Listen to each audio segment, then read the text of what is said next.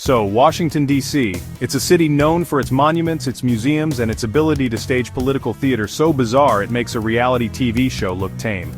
This week, the main stage was the Senate Finance Committee and the star was Robert F. Kennedy Jr.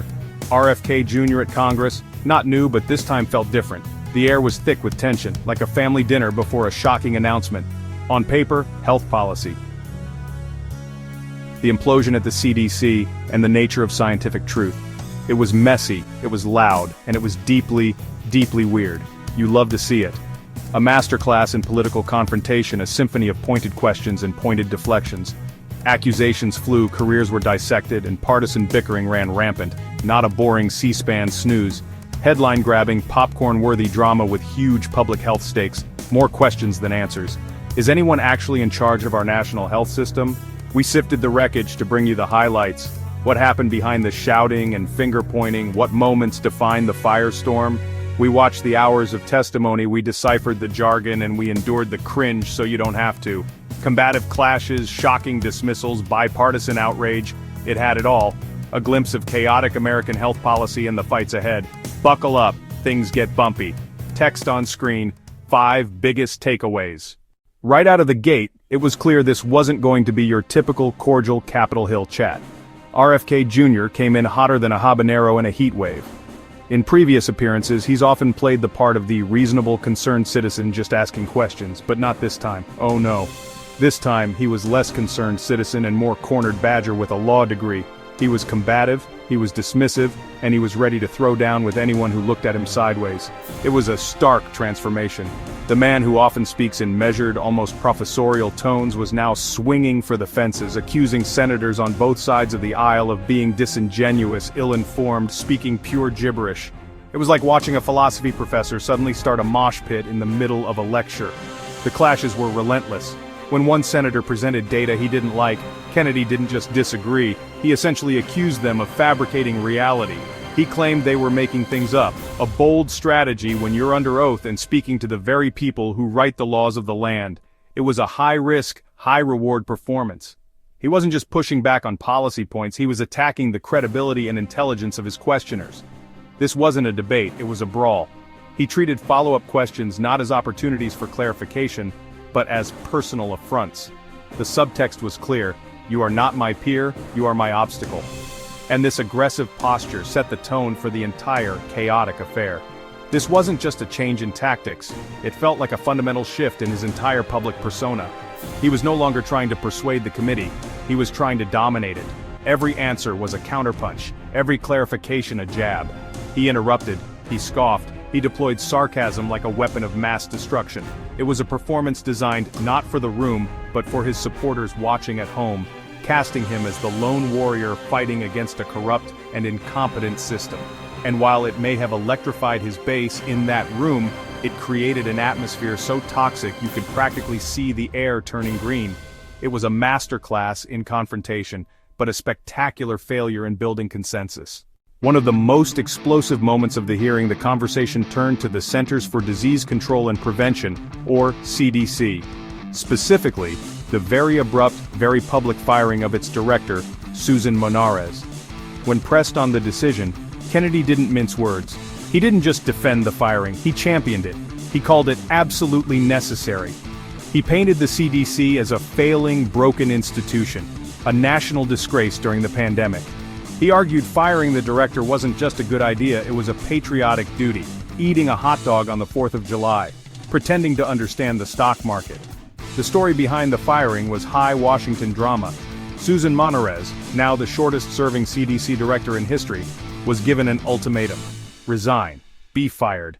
She chose the latter and refused to go quietly. That refusal turned a power play into a front-page scandal. Kennedy leaned into the controversy. He used the hearing to publicly justify the ousting. He framed Monarez as a symbol of what's wrong with the public health establishment. It was less a personnel update and more a public execution. Kennedy called the CDC under Monarez a rudderless ship.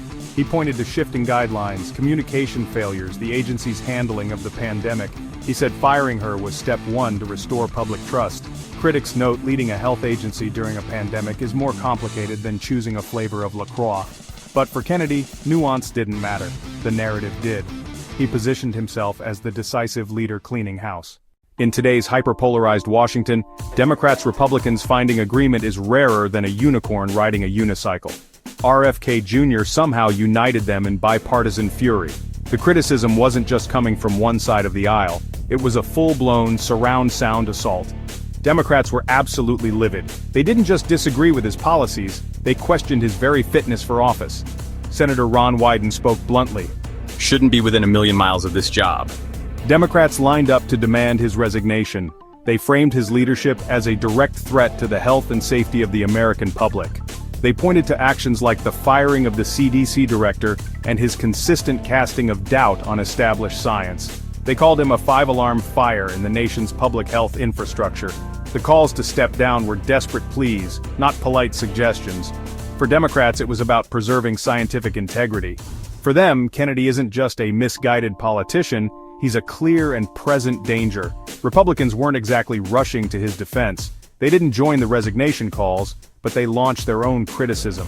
They worried about the future of vaccines proven safe and effective for decades. They feared Kennedy's attacks could create a chilling effect, leading to a resurgence of diseases we thought we'd conquered. Don't throw the measles vaccine out with the COVID-19 mandate debate. It was a remarkable moment. Both parties looked at RFK Jr. and, for different reasons, thought, this guy is a problem.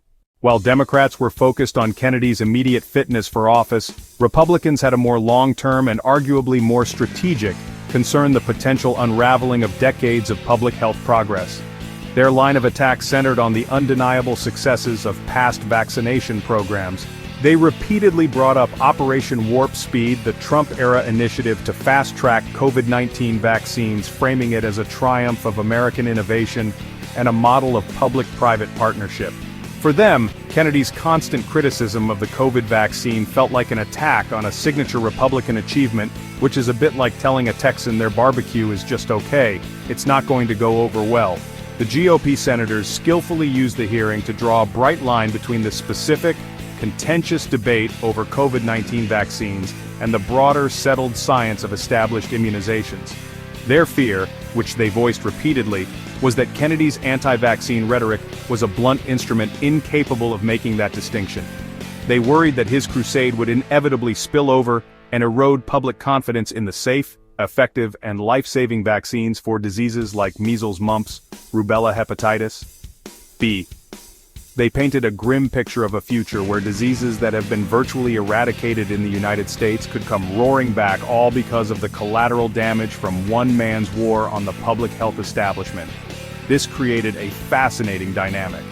Here you had Republican senators, typically champions of deregulation and individual liberty, acting as the primary defenders of established medical science and large-scale public health programs. They weren't debating the finer points of vaccine ingredients. They were making a practical, results-based argument.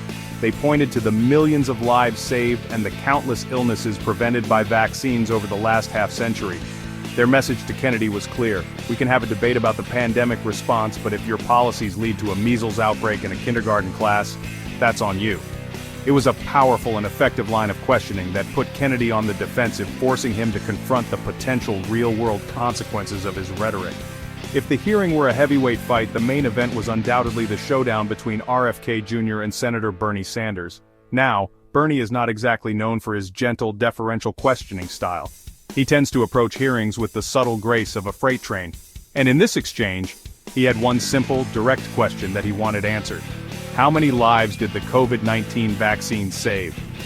It sounds straightforward, given agreement from the Trump administration, the Biden administration, and the global medical community that it's in the millions. But for Kennedy, this was kryptonite. He refused to answer, he bobbed, he weaved, he deflected, he tried to change the subject, he questioned the premise, he did everything except provide a number. Sanders, bulldog-like, was having none of it. He repeated the question, he rephrased it, he repeated it again, louder, more frustrated. He even noted that Donald Trump hailed the vaccine as a major breakthrough. The room grew tense, a high-stakes game of chicken. It was a masterclass in grilling and a display of evasion. The climax, Kennedy flat out refused to call the vaccine a significant medical achievement. For Sanders and many watching, this was the heart of the matter. It was about acknowledging a basic, verifiable fact. By refusing, Kennedy positioned himself against doctors, scientists, and political predecessors. One man's convictions versus the weight of the medical establishment. The exchange ended in an impasse, leaving a gaping hole where a simple answer should have been. Well, there you have it. RFK Jr. DS Senate hearing was a dramatic clash over health policy vaccine safety leadership at the CDC. It was a political spectacle of the highest order, filled with combative testimony, a stunning firing, and a rare display of bipartisan condemnation. We saw a leader under fire not just for his policies, but for his entire worldview. Republicans worried he would undermine decades of proven science, while Democrats questioned his very sanity and fitness to hold office. It was a hearing that laid bare the deep, bitter divisions in how our country approaches science, medicine, and truth itself. It wasn't just a policy debate, it was a battle for the soul of public health in America. The fallout from this is far from over. The questions raised in that room will echo through the halls of Congress and across the country for months to come. What is the future of the CDC? How will the country navigate the next public health crisis when there is so little trust and so much animosity? And can we ever find common ground on issues as fundamental as vaccine safety? This hearing provided no easy answers. If anything, it just showed how far apart everyone is. It was a stark reminder that the arguments we have online and at our dinner tables are being played out at the highest levels of our government with incredibly high stakes. This was more than just a single news cycle, it was a defining moment. It revealed the fault lines in our political and scientific landscape, and it gave us a glimpse of the battles yet to come. It was messy, uncomfortable, and deeply illuminating. Now, we want to hear from you. What were your biggest takeaways from this hearing?